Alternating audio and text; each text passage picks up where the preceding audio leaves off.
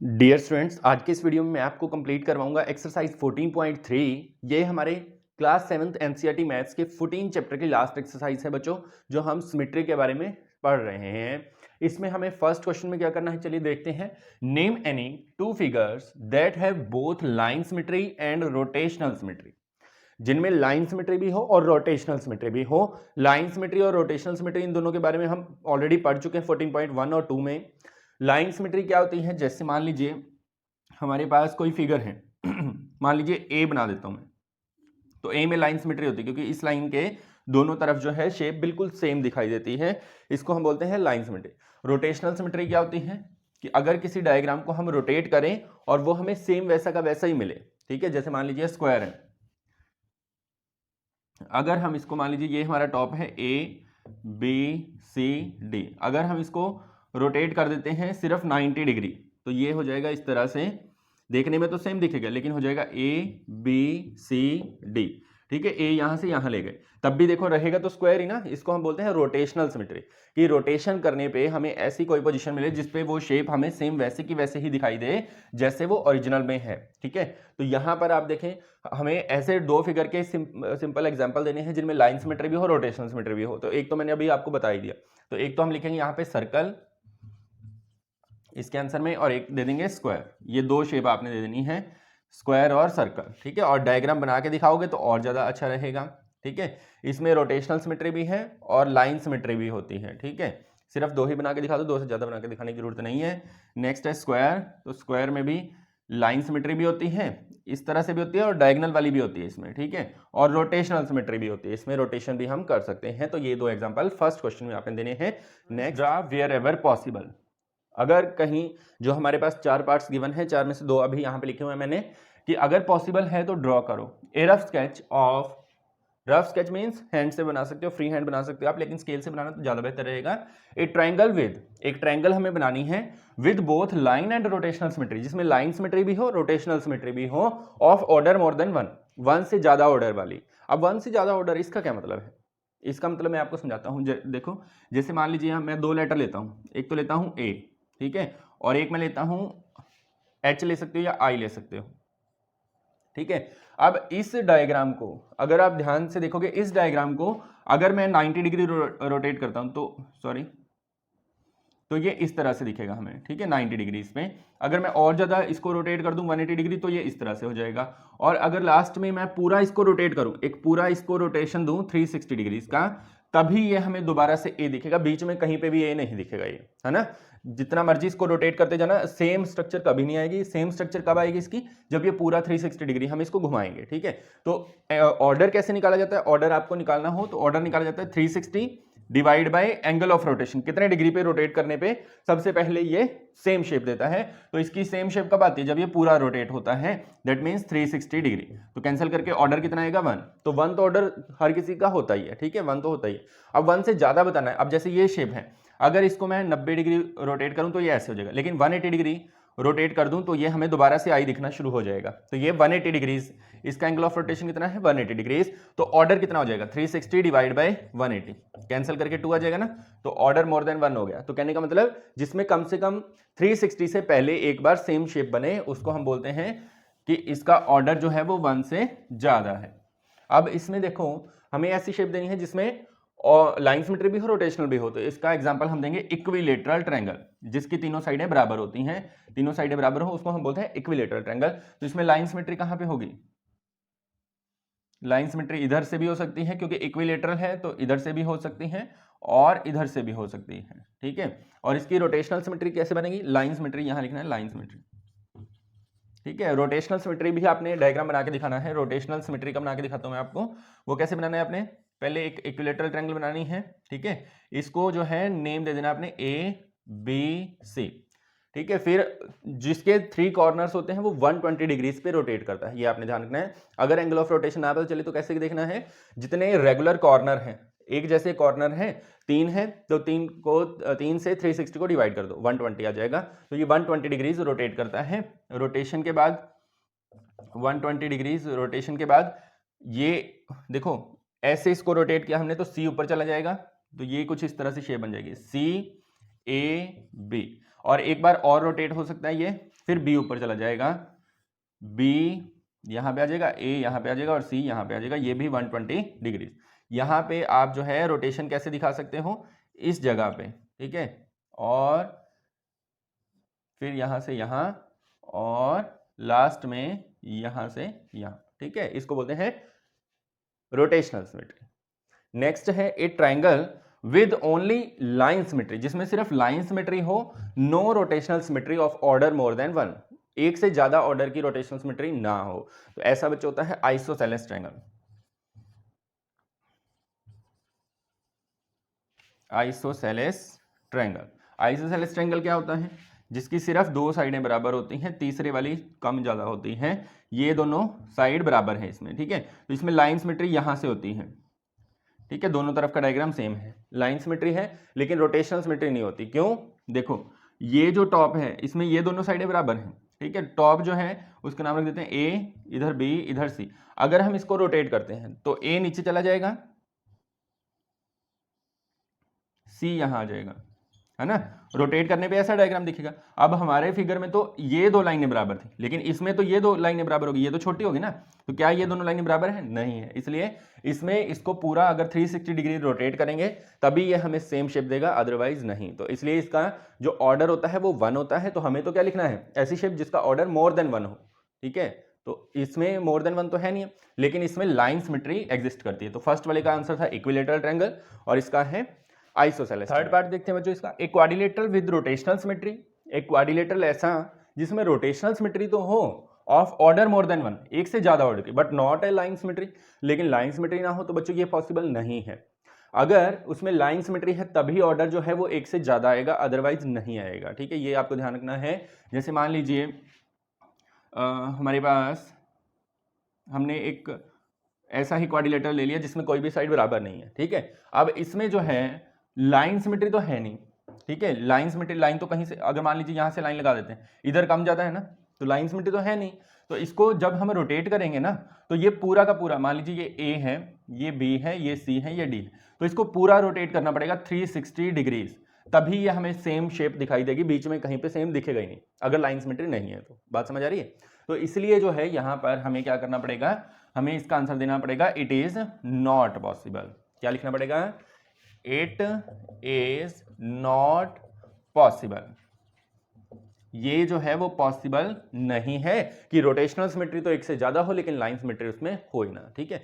Next है एक quadrilateral with line symmetry, एक क्वाड्रिलेटरल जिसमें लाइन सिमेट्री हो but not a rotational symmetry of order more than 1, लेकिन रोटेशनल सिमेट्री 1 से ज्यादा ऑर्डर की ना हो, तो ऐसा क्वाड्रिलेटरल बन जाएगा। क्या बन जाएगा, ट्रेपेजियम हम बना सकते हैं। ट्रेपेजियम क्या होता है बच्चों, ट्रेपेजियम होता है जिसमें दो लाइन पैरेलल होती हैं लेकिन एक छोटी बड़ी होती है, इस तरह से, इसको हम बोलते हैं ट्रेपेजियम। इसमें लाइन ऑफ सिमेट्री यहां पर होती है, बीच में दोनों तरफ सेम डायग्राम होता है। अब 1 लाइन ऑफ सिमेट्री है तो इसको, लेकिन इसमें ऑर्डर जो है वो 1 से ज्यादा नहीं है।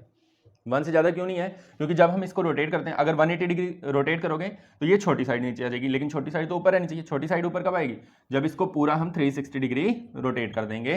तो इस शेप का इसमें आंसर क्या देंगे हम, अ ट्रेपेजियम, ए ट्रेपेजियम। और यहाँ पे शेप बना के भी दिखानी है आपने कि इस तरह से होता है ट्रेपेजियम, और इसमें ये होती है लाइन सिमेट्री, लाइन सिमेट्री, और रोटेशनल सिमेट्री क्या होती है इसकी, 360 डिग्रीज, ठीक है, ये आपने इसका आंसर देना है। नेक्स्ट स्टेटमेंट है बच्चों third, if a figure has 2 और मोर लाइंस ऑफ सिमेट्री, अगर कोई ऐसा डायग्राम है जिसमें 2 या 2 से ज्यादा लाइन ऑफ सिमेट्री हैं, तो should it have a rotational symmetry of order more than 1, तो क्या उसमें रोटेशनल सिमेट्री भी 1 से ज्यादा ऑर्डर की होगी, तो बिल्कुल इसका आंसर आएगा यस, ठीक है। अब इसको थोड़ा एक्सप्लेन कर देते हैं यस क्यों है। फॉर एग्जांपल सबसे छोटा एग्जांपल ले लेते हैं, रेगुलर पॉलीगन इक्विलेटरल ट्रायंगल, ठीक है। इक्विलेटरल ट्रायंगल अगर आपने ध्यान दिया हो तो क्या होती है, जिसकी तीनों साइडें क्या होती हैं, बराबर।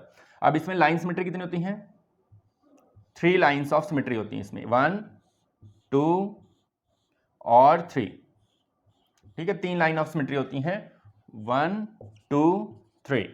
अब इसको अगर हम रोटेट करते हैं ना बच्चों, तो ये होता है 120 डिग्रीज पे रोटेट, तो इसके रोटेशनल सिमेट्री कितनी होती हैं, 3, ठीक है। फॉर एग्जांपल यहां लिख देना आपने ए बी सी, तो ए को नीचे ले आएंगे तो ये हो जाएगा ए बी सी, फिर सी को नीचे ले आएंगे तो ये हो जाएगा CAB, ठीक है। तो 3 ऑर्डर कितना हो गया इसका, 3 हो गया ना।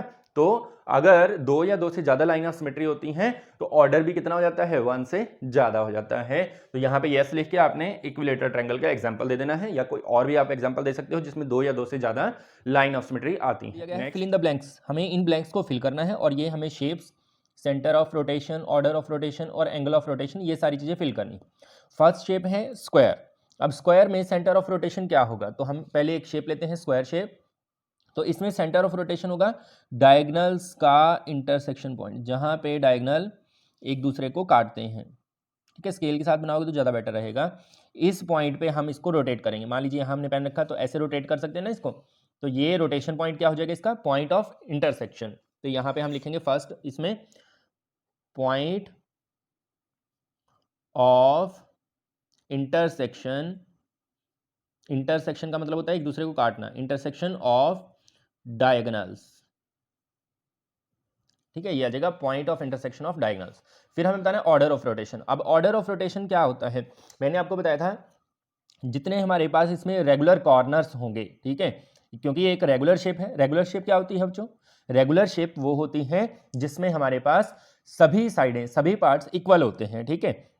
अब इसमें चारों साइडें बराबर हैं तो जितने इसके कॉर्नर्स हैं उतनी ही इसकी ऑर्डर ऑफ रोटेशन है। दूसरा हम देख सकते हैं लाइन ऑफ सिमेट्री से, जितनी इसकी लाइन ऑफ सिमेट्री बनेगी ना उतना ही इसका ऑर्डर ऑफ रोटेशन हो जाएगा। लाइन ऑफ सिमेट्री कहाँ कहाँ से बना सकते हैं, एक तो ये डायगोनल वाली लाइन ऑफ सिमेट्री है। डायगोनल वाली क्यों है लाइन ऑफ सिमेट्री, क्योंकि इसके ऊपर और नीचे सेम है शेप, यहाँ पे भी सेम इसी तरह से ये डायगोनल पे भी लाइन ऑफ सिमेट्री होती है। और स्क्वायर जो है एक लाइन ऑफ सिमेट्री स्क्वायर की यहाँ से भी होती है, साइड्स का हाफ, और एक होती है यहाँ से। टोटल 4 लाइन्स ऑफ सिमेट्री इसमें होती हैं, इसीलिए इसका ऑर्डर ऑफ रोटेशन कितना हो जाएगा, 4। ऑर्डर कितना हो जाएगा, 4। यहाँ पे हम लिखेंगे 4। अब एंगल ऑफ रोटेशन निकालना बिल्कुल ही आसान है, 360 divide by order of rotation. 360 को 4 से डिवाइड कर दो, 360 डिवाइड बाय 4 तो कितना आ जाएगा, 4 9 जा 36, 90 डिग्री इसका एंगल ऑफ रोटेशन आएगा, ठीक है। नेक्स्ट शेप लेते हैं रेक्टेंगल। अब रेक्टेंगल होता है हमारा इस तरह से, इसमें ये आमने सामने वाली साइडें बराबर होती हैं, ये दोनों बराबर होती हैं, ठीक है। ये इसके बराबर, ये इसके बराबर। तो ये हम टॉप मान लेते हैं, 1 मिनट के लिए यहाँ टी लिख देते हैं कि टॉप वाला ये कॉर्नर है हमारा। अब बच्चों देखो कितने डिग्री पे रोटेट करने पे हमें सेम शेप मिलती है। ऑर्डर को इस तरह से भी निकाल सकते हैं, जैसे स्क्वायर का था ना। एक और चीज़ मैं बतानी आपको भूल गया कि ऑर्डर को, जैसे मान लीजिए इसको मैंने यहाँ पे टॉप लिया, ठीक है, ये टॉप है, तो कितने बार जब तक ये टॉप घूम के वापस ऊपर ना आ जाए, इस तरह से रोटेशन में कितनी बार स्क्वायर जो है सेम शेप में दिखाई देता है। देखो इतना रोटेट करेंगे अभी भी सेम शेप दिखाई दे रही है स्क्वायर, तो अभी एक रोटेशन किया हम फर्स्ट, फिर सेकंड, यहाँ पे भी सेम स्क्वायर मिल रहा है, फिर थर्ड स्टॉप यहाँ पे, और फोर्थ यहाँ पर, ठीक है। तो 4 स्टॉप्स आए, तो इसलिए ऑर्डर जो है वो 4 है, ठीक है। नेक्स्ट देखते हैं बच्चों रेक्टेंगल का केस। तो रेक्टेंगल में भी हम रोटेशन से ही बताते हैं ऑर्डर जो है, लाइन ऑफ सिमेट्री से भी नहीं बताते। अब पॉइंट ऑफ इंटरसेक्शन तो बताना पड़ेगा, तो वो पॉइंट ऑफ इंटरसेक्शन कहाँ पे होता है, जहाँ पे डायगोनल एक दूसरे को काटते हैं, यही इसका सेंटर आ जाएगा, और जहाँ सेंटर होगा वहीं से हम रोटेशन करेंगे इस तरह से। ये जो पॉइंट है यहाँ से हम रोटेशन करेंगे इसकी इस तरह से, ठीक है, बात समझ आ रही है। तो यहाँ पे भी सेम स्टेटमेंट आपने यही की यही लिख देनी है। अब कितना इसका ऑर्डर ऑफ रोटेशन होगा, तो हमें क्या करना है, टी को घुमा के वापस ऊपर लेके आना है। तो रास्ते में कितनी बार स्टॉप करेंगे हम कि जिससे शेप जो है वो सेम रहे, ठीक है। अब ध्यान से देखो, ऊपर जो है हमारी लेंथ है, ठीक है, तो ऊपर लंबे वाली लाइन होनी चाहिए, साइड में छोटी लाइन होनी चाहिए, तब हमारी शेप सेम रहे। तो अगर मैं इतना रख दूं, इसको सिर्फ इतना रोटेट करूं, तो क्या ये वही शेप है जो हमारी ओरिजिनल थी, नहीं है ना, क्योंकि ऊपर तो छोटी लाइन आ गई। तो हम अगर यहाँ पर स्टॉप करते हैं, यहाँ पे स्टॉप करने से सेम आ रहा है, तो मतलब फुल रोटेशन में पहला स्टॉप कहाँ पे आएगा, पहला स्टॉप आएगा यहाँ पर, ठीक है, इस जगह पे। यहाँ पे सेम शेप हमें वो दिखाई देगी, और फिर दूसरा आएगा वापस यहाँ पे जहाँ वो पहले से था। तो 2 बार जो है यहाँ पे ऑर्डर लिखेंगे हम 2, ठीक है। अब 2 है तो 360/2 करेंगे तो ये आ जाएगा 180 डिग्रीज, ठीक है। इस तरह से बात समझ आ रही है। नेक्स्ट शेप देखते हैं रोम्बस। रोम्बस होता है जिसकी चारों साइडें तो बराबर हों लेकिन जो है डायगोनल बराबर ना हो, ये होती है बच्चों हमारी रोम्बस शेप, ठीक है। तो इसका पॉइंट ऑफ इंटरसेक्शन भी सेम वही प्लेस आएगा जहां पे डायगोनल एक दूसरे को क्रॉस करते हैं। तो डायगोनल की क्रॉसिंग बना देते हैं एक बार जल्दी से। फर्स्ट ये डायगोनल हो जाएगा, सेकंड वाला इधर से आएगा, ठीक है। देखने में पता चल रहा है ना, एक डायगोनल छोटा एक बड़ा है। अब ध्यान दो, हमारी शेप सेम इसी तरह से रहनी चाहिए। तो ये टॉप ले लेते हैं हम, या फिर एक कॉर्नर को डार्क कर दो, ठीक है, इधर वाला कॉर्नर ऊपर था, तो वापस इस कॉर्नर को यहीं पे लाने में बीच में कितनी बार स्टॉप करेंगे कि सेम शेप आए। अब ध्यान दो, अगर हम इस शेप को ध्यान से देखें तो हमारा जो लंबे वाला डायगोनल है वो इस तरफ है, ठीक है, और शॉर्ट वाला इस तरफ है। तो हम क्या करेंगे, हम ऐसे ही ध्यान से देखेंगे कि कहाँ पे यही शेप हमें सेम दिखाई देती है। क्या यहाँ पे सेम शेप आ रही है? नहीं। क्या यहाँ पे सेम शेप आ रही है? बिल्कुल, यहाँ पर सेम शेप आ रही है। लेंथ, लंबा डायगोनल इधर है, छोटा इधर है। तो ये कितना, देखो कितनी बार स्टॉप करेंगे हम। फर्स्ट तो यहीं पे सेम है, फर्स्ट ये हो गया हमारा फर्स्ट स्टॉप यहाँ पर, ठीक है, फर्स्ट, और सेकेंड वाला वापस यहाँ पर। तो 2 बार ही हम जो है इसको देख सकते हैं। यहाँ पे तो सेम, यहाँ पे 2 बार और यहाँ पे 180। फिर इक्विलेटरल ट्रायंगल जो होती है बच्चों, आपकी इक्विलेटरल ट्रायंगल होती है इस तरह से, ठीक है। इक्विलेटरल ट्रायंगल का पॉइंट ऑफ इंटरसेक्शन कहाँ आएगा? जहाँ इसके डायगोनल नहीं लिखेंगे बच्चों, हम डायगोनल नहीं होते, इसमें जो इंटरसेक्शन पॉइंट होगा मीडियन बोलते हैं इसको, मीडियन, ठीक है। इक्विलेटरल ट्रायंगल में इनको बोलते हैं मीडियन। जहाँ पे मीडियन एक दूसरे को इंटरसेक्ट करेंगी वहां पे हो जाएगा इसका centre point, centre of rotation, ये वाला, ठीक है। तो कहां पे है ये सेंटर ऑफ रोटेशन? जहां पे मीडियन इंटरसेक्शन करती हैं। यहां पे लिखेंगे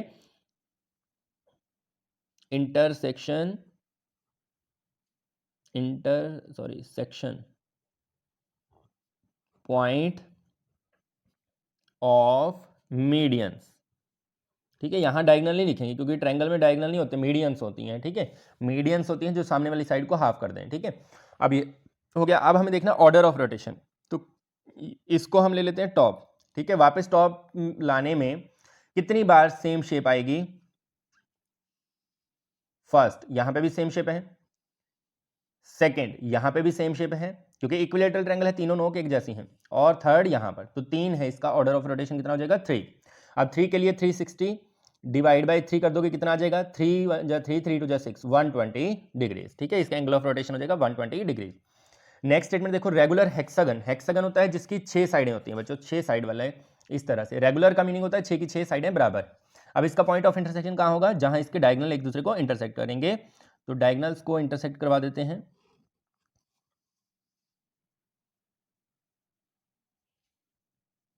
इस तरह से, और एक आप ये भी बना सकते हो।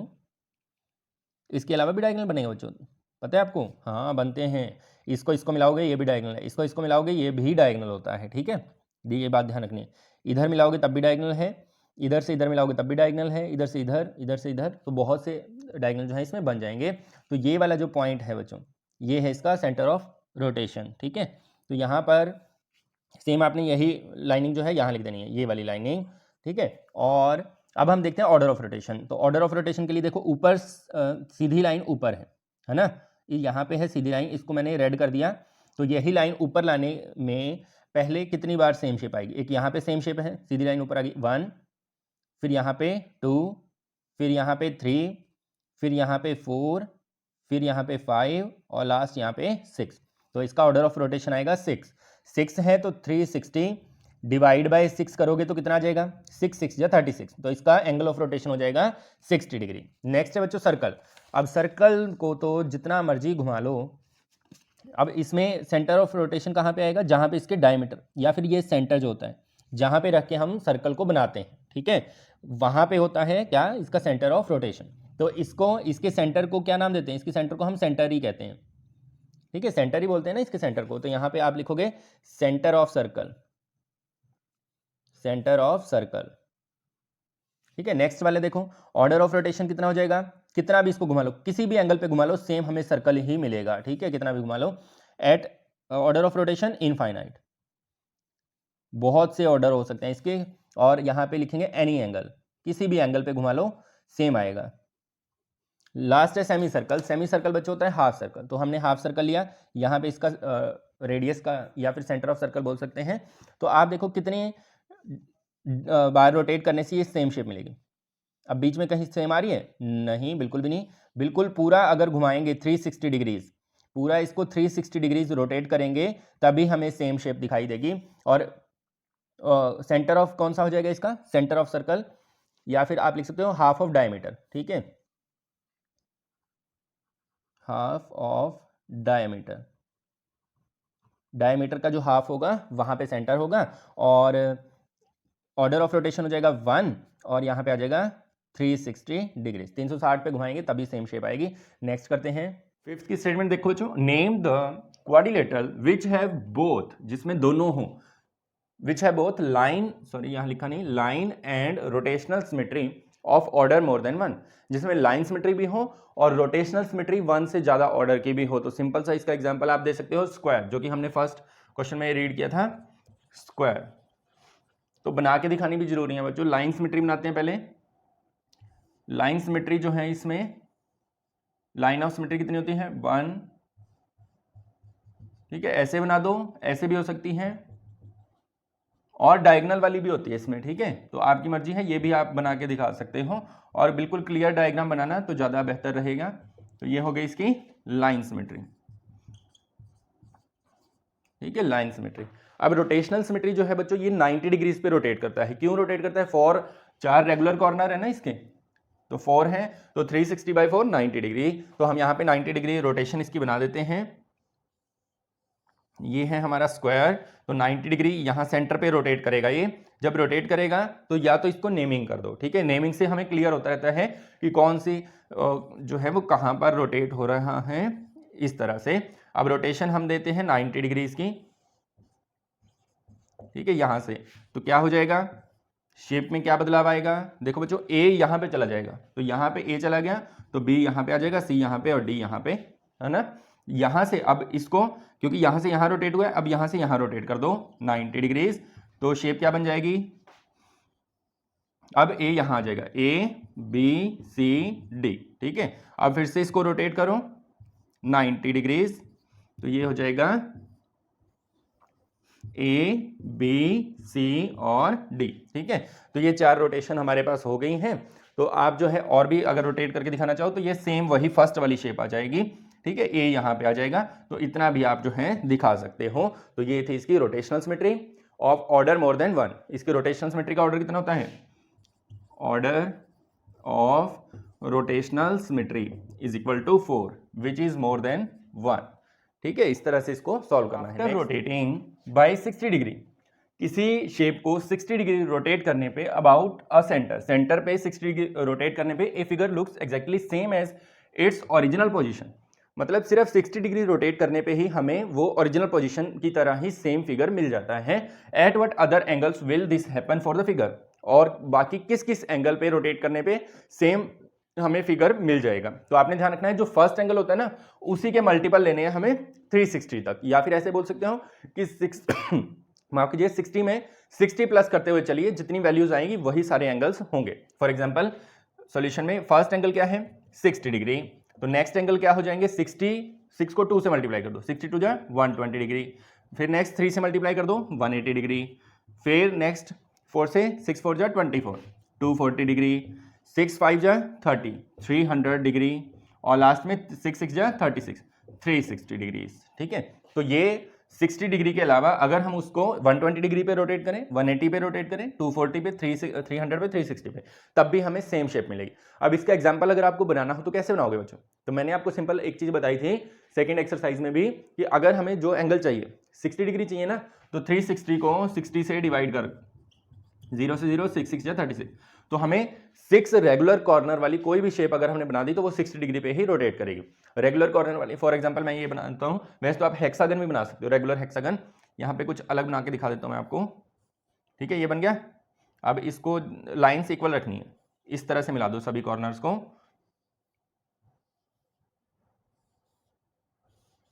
ठीक है। तो ये 6 कॉर्नर्स वाली शेप बन गई, 1 2 3 4 5 6, ठीक है। तो इसको सिर्फ हम कितने डिग्री पे रोटेट करके ले सकते हैं? जैसे ये टॉप है, अलग से मेंशन कर दिया हमने, सिर्फ हमें इसको 60 डिग्री रोटेट करना है, तो सेम शेप हमें जो है मिल जाएगी।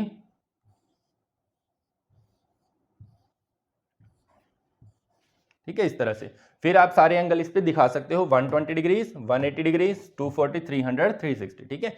Next last students, can we say, क्या हम कह सकते हैं a rotation symmetry of order more than 1 whose angle of rotation is, क्या इनमें रोटेशनल सिमेट्री हो सकती है 1 से ज्यादा ऑर्डर की? अगर एंगल ऑफ रोटेशन 45 है तो बिल्कुल 45 पे हो सकती है। क्यों? 45 जो है 360 को पूरा पूरा डिवाइड कर देता है, ठीक है। डिवाइड करके भी आप देख सकते हो, मान लीजिए आप करते हो 9 पे, 9 4 जा 9 5 जा 5 1 जा 5 5 8 जा 40, तो 8 आता है ना, पूरा पूरा कैंसिल होता है। तो यहां पे लिखेंगे यस, इसका आंसर लिखेंगे yes as 45 degree is a perfect, या फिर कंप्लीट डिवीजर भी लिख सकते हो, परफेक्ट डिवीजर ऑफ 360 डिग्री, ठीक है। और ऑर्डर ऑफ रोटेशन सिमेट्री कितना आ जाएगा 8, ये भी आप मेंशन कर सकते हो यहाँ पे, ऑर्डर ऑफ रोटेशन सिमेट्री 8। लेकिन इस केस में आपने आंसर देना है नो, क्योंकि 17 जो है वो 360 को डिवाइड नहीं करेगा। यहां लिख सकते हैं 360 degree is not a multiple of 17 degree, ठीक है। तो सिर्फ सिंपल आपने इस तरह से इसका आंसर देना है। तो ऑल माय डियर स्टूडेंट्स, ये थी आपकी एक्सरसाइज 14.3। ऐसे ही और नए नए वीडियोस आपको हमारे चैनल पर मिलते रहेंगे, तो देखते रहिए और सब्सक्राइब कर लीजिए, वीडियो को लाइक कीजिए, शेयर कीजिए। धन्यवाद।